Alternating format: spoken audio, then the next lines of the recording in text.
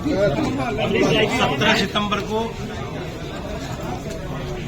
देश के यशस्वी प्रधानमंत्री माननीय नरेंद्र मोदी जी ने प्रधानमंत्री विश्वकर्मा योजना का शुभारंभ किया। उस योजना का उद्देश्य ग्रामीण क्षेत्र के शिल्पकारों को, दस्तकारों को अधिक से अधिक रोजगार के अवसर मिल सके। इस हेतु ये योजना का लॉन्च किया गया था। हमारे पारंपरिक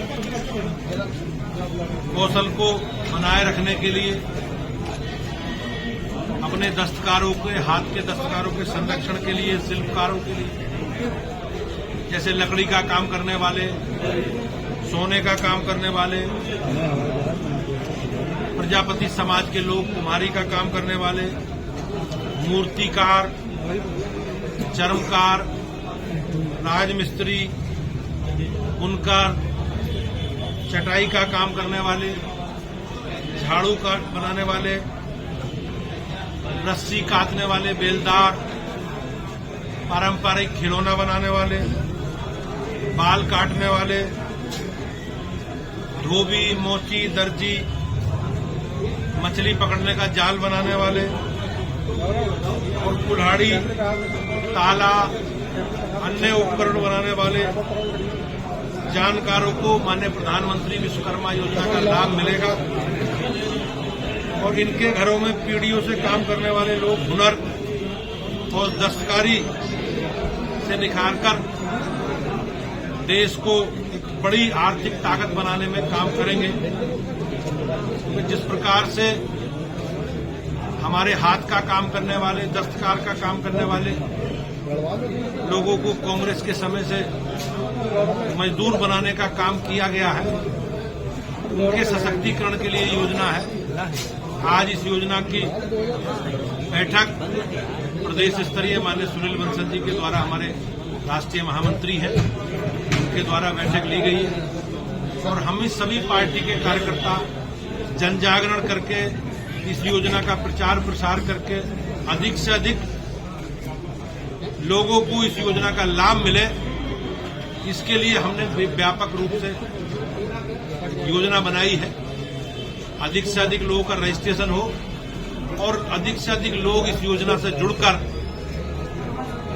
जो देश के प्रधानमंत्री जी का संकल्प है, भारत को आत्मनिर्भर बनाने का, भारत को विकसित बनाने का, विकसित भारत बनाने का उनका संकल्प है, हम सब लोग मिलकर इसे पूरा करेंगे। चुनाव में तो ये लोग पिछड़े वर्ग में कहीं ना कहीं उनके हितों की बात करने के लिए घड़ी या लोग आंसू बहाते रहे, लेकिन वास्तविक जीवन में ये पिछड़े वर्गों का अपमान करते हैं, ये बात जग जाहिर है। आश्चर्य की बात ये है कि घमंडिया गठबंधन की चौथी बैठक में भी दिल्ली में हुई, लेकिन इस अशोभनीय व्यवहार के प्रति इसमें कोई चर्चा नहीं गई। ये निश्चित रूप से निंदनीय है और देश के जाट समाज और ओबीसी समाज और किसान समाज को कहीं ना कहीं अपमानित करने की जो उनकी मंशा है, वो कहीं ना कहीं प्रदर्शित होती है। विपक्ष को ये कहीं ना कहीं हजम नहीं होता कि ये गरीब परिवार में, सामान्य परिवार में जन्मा व्यक्ति देश के प्रधानमंत्री कैसे बन सकते हैं। एक आदिवासी समाज से आने वाली हमारी एक बहन, देश की बेटी, राष्ट्रपति कैसे बन सकती है। और खेत किसान परिवार से आने वाला, पिछड़े वर्ग के आने वाले व्यक्ति देश का उपराष्ट्रपति कैसे बन सकता है। पहले इस घमंडिया गठबंधन के लोगों ने सनातन का अपमान करके हिंदुओं से नफरत, ओबीसी से नफरत, किसानों से नफरत और जाट समुदाय से नफरत कर घमंडिया गठबंधन के कहीं ना कहीं ये निचले स्तर का जो उनका सोच है, जो स्वरूप है, उसको उन्होंने प्रदर्शित किया। आप हमारी पीड़ा को नहीं समझते। कितने संघर्षों से तप कर किसान, ओबीसी, गरीब समाज के लोग, जाट समाज के लोग तपस्या करके संवैधानिक पदों पर पहुंचते हैं। विपक्ष के नामदार तो सोने की चम्मच लेकर पैदा हुए हैं और वो हम सबका समाज के कमजोर वर्गों में जो लोग सार्वजनिक जीवन में काम करते हैं वो दर्द नहीं समझते। मैं आज आप सबके माध्यम से बताना चाहता हूं कि ये लोग समाज के कमजोर वर्गों से आने वाले लोग देश का नेतृत्व करें, पिछड़े वर्गों के लोग करें, किसान समुदायों के लोग करें, जाट समाज के लोग करें, ये कहीं ना कहीं इसे सहन करने तैयार नहीं है और ये उनकी कहीं ना कहीं मानसिकता दर्शाता है। इतना समय बीतने के बावजूद भी अभी भी किसी भी घमंडिया गठबंधन के नेता का इस पर कोई बयान नहीं आया जो उनकी कहीं ना कहीं दलित विरोधी, किसान विरोधी, पिछड़ा विरोधी जो उनकी मानसिकता है उससे ये प्रदर्शित होता है। बहुत बहुत धन्यवाद। देश की संवैधानिक संस्थाओं पर बैठे लोगों के द्वारा